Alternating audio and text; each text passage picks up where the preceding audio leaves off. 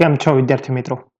આજે આ વિડીયોમાં આપણે સ્ટાન્ડર્ડ 10થના ઇંગ્લિશ સબ્જેક્ટમાં યુનિટ 2 ધ હ્યુમન રોબોટ્સમાં વોકાબ્યુલરી સેક્શનનું સોલ્યુશન કરવાના છીએ. ફર્સ્ટ આપેલું છે circle the word which is an outsider in each set. હવે જુદો પડતો શબ્દ આપણે શોધવાનો છે. તો ફર્સ્ટ આપેલું છે જેનરસ, ક્રુઅલ, કાઇન્ડ અને લિબરલ. તો તેમાં ક્રુઅલ છૂટું પડશે, બાકી બધાનો અર્થ જે છે એ દયાળુ એવા અર્થમાં થાય છે. સેકન્ડ આપેલું છે ફંક્શન, એક્ટ, પ્લાન અને વર્ક. તો તેમાં પ્લાન છે એ જુદું પડશે.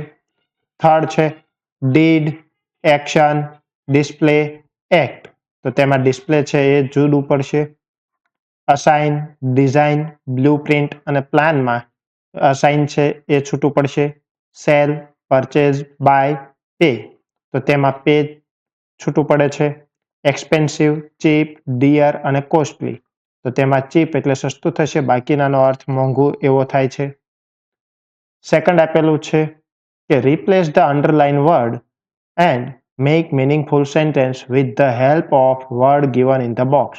તો અહીંયા અંડરલાઇન કરેલો વર્ડ છે પર્સન્સ હુ સેલ થિંગ્સ. તો તેના માટે થશે સેલ્સમેન. તો આપણે સેન્ટેન્સ બનાવીએ. નિસર્ગ visited a shopping mall. He saw many salesmen in various sections of the mall. સેકન્ડમાં સ્પેશિયલ ક્વોલિટી. તો તેના માટે આપણે વર્ડ લઈશું સ્પેશિયાલિટી અને સેન્ટેન્સ બનશે Khaleda is a brilliant student.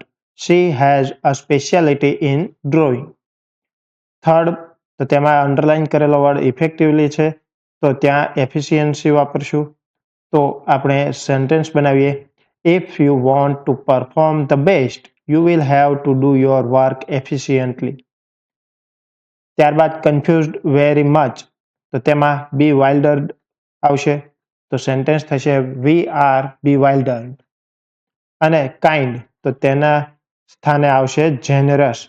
તો સેન્ટેન્સ બનશે Mother Teresa was a generous woman. Third આપેલું છે કે match each word given in A with opposite given in B. હવે એમાં જે વર્ડ આપેલા છે તેના વિરોધી શબ્દો બીમાં આપ્યા છે, તે આપણે ફાઇન્ડ કરવાના છે. તો એ બ્યુટીફુલ, તો તેનું વિરોધી થશે અગલી. તો અહીંયા આપણે ઈ લખીશું.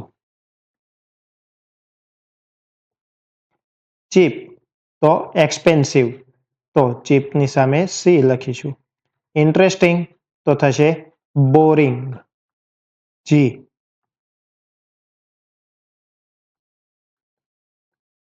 રિલેક્સિંગ, તો સ્ટ્રેસફુલ, એટલે આવશે બી. રોંગ, તો રાઈટ, ડી. અને એફિશિયન્સી, તો ઇનએફિશિયન્ટ, એટલે આવશે A. Number this sentence to show the order in which the event occurred. હવે ઘટનાક્રમમાં વાક્યો ગોઠવવાના છે. તો ફર્સ્ટ સેન્ટેન્સ થશે he went on a long drive with his friend on his 18th birthday. Second, he was stopped by the traffic police. Third sentence they arrested him. Fourth sentence he was charged with drink and driving.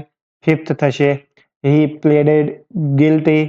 And last, sixth sentence, he was fined and banned from driving for 2 years. હવે fifth આપેલું છે, તો અહીંયા act આપેલી છે. તો એ act કરનારને શું કહેવાય એ બીજી કોલમમાં છે, અને એ ક્રિયા જે થતી હોય એ ક્રિયાને શું કહેવાય એ ત્રીજી કોલમમાં છે. ફોર્જરી, તો એનો એક્ટર થશે ફોર્જર અને એક્શન થશે ફોર્જ. તો મર્ડર છે, તો તેનું થશે મર્ડરર અને એક્શન થશે મર્ડર. હવે બર્જલ છે, તો બર્જલરી અને બર્જલર. બ્લેકમેલ છે, તો તેનો એક્ટર થશે બ્લેકમેલર અને એક્શન થશે બ્લેકમેલ.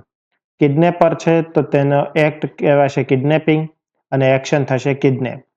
અને સ્મગલ છે, તો તેની એક્ટ સ્મગલિંગ અને એક્ટર છે એ સ્મગલર. હવે સેન્ટેન્સ આપણે જોઈએ. Santosh was charged with forgery. That man was arrested for blackmailing his servant. Is his husband really a murderer? The police has caught the burglar.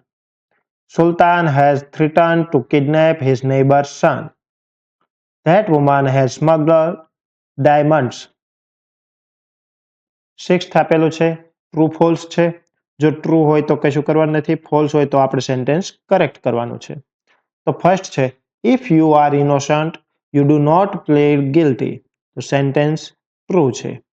Second, if you park your car in a parking area you have to pay fine, તો sentence false છે. સાચું વાક્ય થશે if you park car in no parking area you have to pay fine. Third, to arrest means that the police come and take somebody away because they think that he or she is guilty. Sentence true છે. Fourth, people who sell drugs are called stockists. Sentence false છે. True થશે people who sell drugs are called druggist. Fifth જોઈએ, a convict is a person who pleads for the accused. Sentence true છે. And last, if you kill, rob or threaten someone, it is called a crime. The sentence is true. Seventh છે તો part એમાં તમને શબ્દ આપેલો છે તેનો correct word આપણે સેકન્ડ કોલમમાં લખવાનો છે. અહીંયા જે છે તો તેનો સાચો છે રોબોટિક્સ. તો રોબોટિક્સ સાથે લાગુ પડે છે રિલેટિંગ ટુ ધ રોબોટ્સ. તો સેકન્ડ આવશે ક્રેકલ. તો ક્રેકલમાં આવશે to make a series of sharp noise. ત્યારબાદ અસાઇન. તો અસાઇન સાથે to give someone a particular duty. Flash. તો ફ્લેશમાં આવશે શાઇન ઓફ બ્રાઇટ લાઇટ. ઇન્ટેન્સિફાય. તો ઇન્ટેન્સિફાયનો અર્થ થાય છે ટુ બીકમ સ્ટ્રોંગર. અને લાસ્ટ છે હેમ્પર, જેનો અર્થ થાય છે two slow the movement of a robot. હવે અહીંયા જે વર્ડ્સ આપેલા છે તેના આધારે સેન્ટેન્સ બનાવવાના છે. તો ડિઝાઇન અને વર્કને આપણે એકત્ર કરીએ અને વાક્ય બનાવીએ તો the vacuum cleaners have been design to make our work faster and cleaner.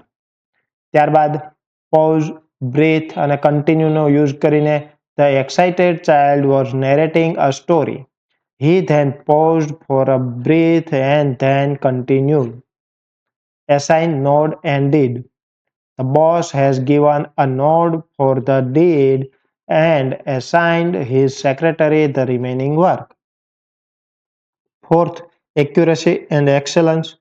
So Girish prepares accounts with an excellent accuracy. Fifth, woman and generous. Parvati gave her ornaments to her brother. What a generous woman she is. Ninth આપેલું છે તો proper meaning આવતો હોય તેવું આપણે sentence કરવાનું છે. તો my friend made the land honour and the cell did. તો અહીંયા આવશે assign. My friend made the land honour and assign the cell did. The secretary explained Har boss the agenda of the meeting. તો અહીંયા થશે the secretary briefly explained Har boss the agenda of the meeting. Third થશે a red light on the mayor's car was flashing. Peter was on bail and went to the Rajasthan. So Peter was released on bail and went to the Rajasthan. અન્ય વિડીયોની update મળતી રહે એટલા માટે ચેનલને subscribe કરશો. Thank you.